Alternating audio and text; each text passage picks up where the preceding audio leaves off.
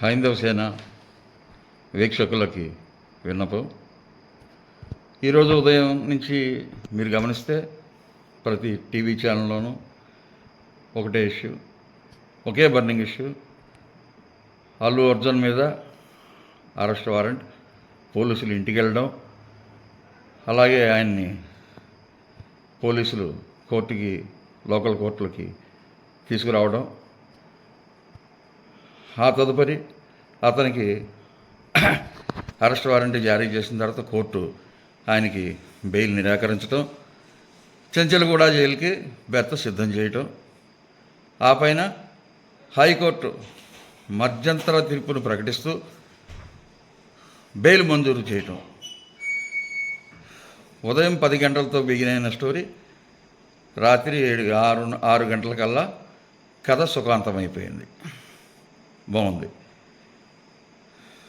అయితే దీనిలో ఆయన సెలబ్రిటీ అయినా కూడా తప్పే.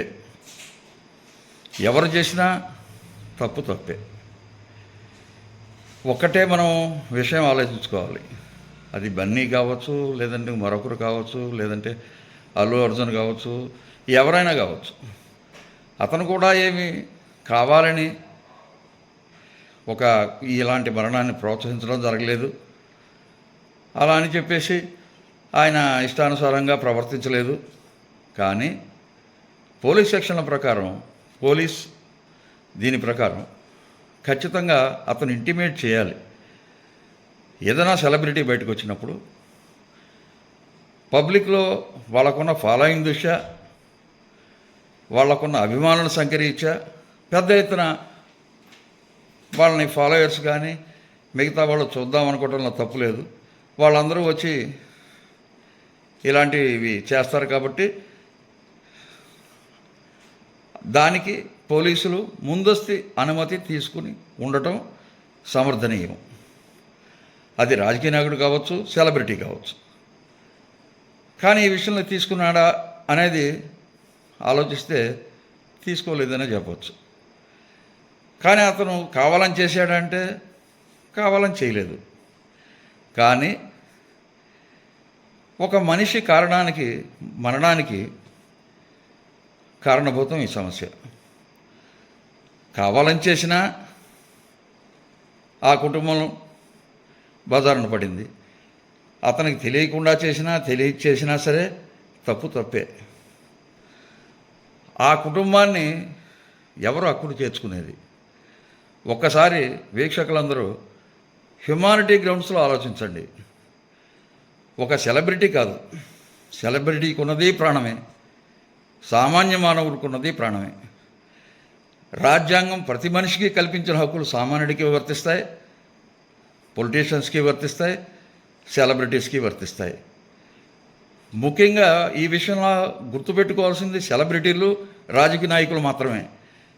మనం రోడ్ల మీదకు వస్తే, వివిధ వర్గాల జనాలు వస్తే, తొక్కిసలాట ఏమైనా జరిగితే ముందస్తు కనుక మన సమాచారం అందించి పోలీసు రక్షణ కోరి పోలీసులు ముందుగా చేరుకుంటారు కాబట్టి, వాళ్ళ చర్యలు వాళ్ళు చేస్తారు కాబట్టి ఆ బాధ్యత వాళ్ళ మీదే ఉంటుంది. సామాన్య మానవుడికి ఎవరి వల్ల ఇబ్బంది లేదు. వాళ్ళ రోడ్డు మీద వెళ్తుంటే వాళ్ళని చూడడానికి ఎవరూ రారు.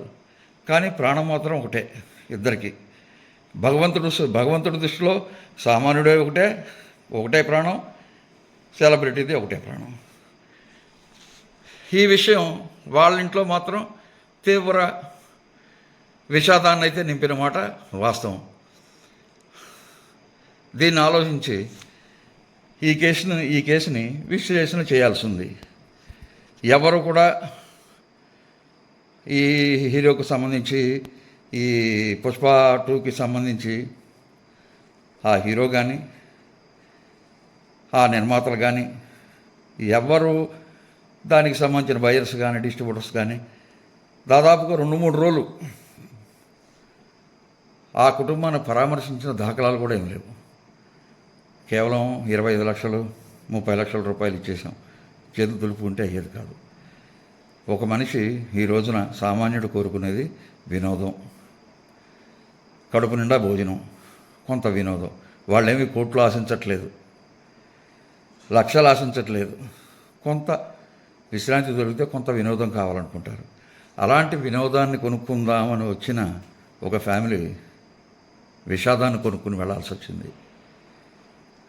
దీనికి కారణం ఏంటో ప్రజలైన విఘ్నం మీకే వదిలేస్తున్నాను.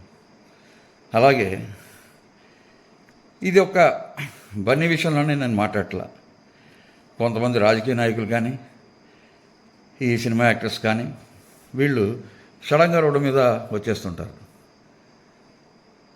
ఇంతకుముందు ఒకసారి చెన్నైలో మీరు చూసే ఉంటారు, టాప్ ఎక్కిపోయి కూర్చుంటారు ఒక యాక్టర్, నడి రోడ్డు మీద బండి ఆపేసి. అదేమిటో అర్థం కాదు. ఆయన ఎక్కి కూర్చుంటే అశేష జనవాహిని మొత్తం ఆ రోడ్డు మీద గుమిగూడిపోవటం. దాని వెనకాల కొన్ని వందలు వేలు ఇవన్నీ కూడా అంబులెన్సులు ఇవన్నీ ఉంటాయి. దానిలో ఎంతోమంది విలువైన ప్రాణాలు ఉంటాయి. వాళ్ళవన్నీ ప్రాణాలు కాదా? నీకు వచ్చిన సమస్యకి రోడ్డు మీద కూర్చుంటారా? అధికారులు కూడా అంతే. ఇవాళ అధికారంలో ఉన్న పక్షం రేపు ప్రతిపక్షం అవ్వచ్చు, రేపు ప్రతిపక్షం అధికార పక్షం అవ్వచ్చు. వీళ్ళు కూడా అతిథులేం కాదు. ఏదన్నా వస్తే రోడ్డు మీద తేల్చుకోవడం ఏమిటో అర్థం కాదు. రోడ్డు మీద కూర్చుని పోతారు, బైఠాయిస్తారు. సడన్గా రోడ్డు మీద వెళ్తున్నవాడు గంటల తరబడి ట్రాఫిక్ జామ్లో ఇరుక్కుపోవడం, కొన్ని వందల ప్రాణాలు, విలువైన ప్రాణాలు ఒక సెకండ్లో గాలిలో కలిసిపోవడం, చనిపోయిన కారణాలు కోకోలలో ఈ దేశంలో. ఇవి కూడా హత్యల కిందకే వస్తాయి. అందుకనే చెప్తున్నా, ఈ సెలబ్రిటీని దేవుడి మీద, కొండ మీద దేవుడు ఉంటే ఏం చేస్తాం మనం? కొండెక్కి అవసరమైతే మోకాళ్ళతో నడిచెళ్ళి దేవుని నమస్కరించి మొక్కులు తీర్చుకుంటాం. దేవుడు కాదు ఉండాల్సింది, సెలబ్రిటీలను కొండ మీద పెట్టాలి, రాజకీయ నాయకులను కొండ మీద పెట్టాలి.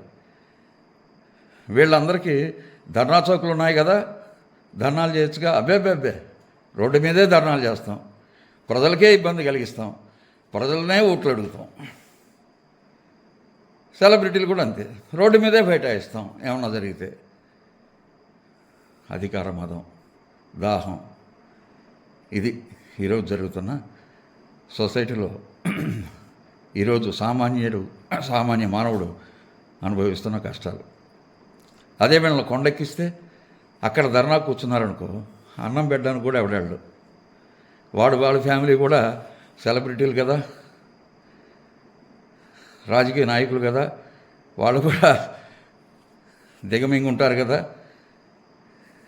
వాళ్ళ శరీరాలు సహకరించవు. సామాన్య భక్తుడైతే, సామాన్య మానవుడైతే కొండని అవలేలు ఎక్కేయగలడు. కానీ విలాసాలకు అలవాటు పడ్డ మనిషి అంత తేలిగ్గా కొండ ఎక్కలేడు. వీళ్ళ ఆకలి తీర్చేవాడు కాదు. అందుకని ఇలాంటి వాళ్ళందరినీ ఈ అసెంబ్లీలు ఇవన్నీ కొండ మీద కట్టించేసి సెక్రటేరియట్లు వగైరా అన్నీ ఒకే చోటు పెట్టి, అవంతా ఒక కులం, అదంతా ఒక సొసైటీ, సమాజం. మన పెక్కు తినటానికి వచ్చిన వాళ్ళు కాబట్టి పెక్కు తినకుండా సమాజానికి దూరంగా ఒక కొండెక్కించేస్తే ఇలాంటి ప్రాబ్లమ్స్ నుంచన్నా సామాన్య మానవుడు గట్టెక్కుతాడు. ఎన్నో సందర్భాల్లో చూస్తున్నాం. ఏదో రోడ్ల మీద వెళ్ళిపోతుంటారు. సడన్గా ఒక మంత్రి గారు వస్తారు, అరగంట రేపు ట్రాఫిక్ జామ్, ఎన్నో విలువైన పనులు ఆగిపోతూ ఉంటాయి. కొన్ని లక్షల రూపాయల ప్రజాధనం వేస్ట్ అయిపోతూ ఉంటుంది. కొన్ని వందల ప్రాణాలు గాలిలో కలిసిపోతుంటాయి.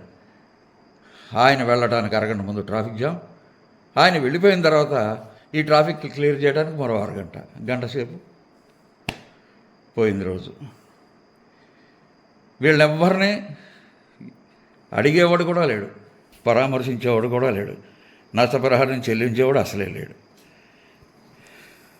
ఈ వీడియోని చేస్తున్నందుకు, ఈ వీడియోని సామాన్య మానవుడికి అంకితం ఇస్తూ జై హింద్ సేన, జై హింద్.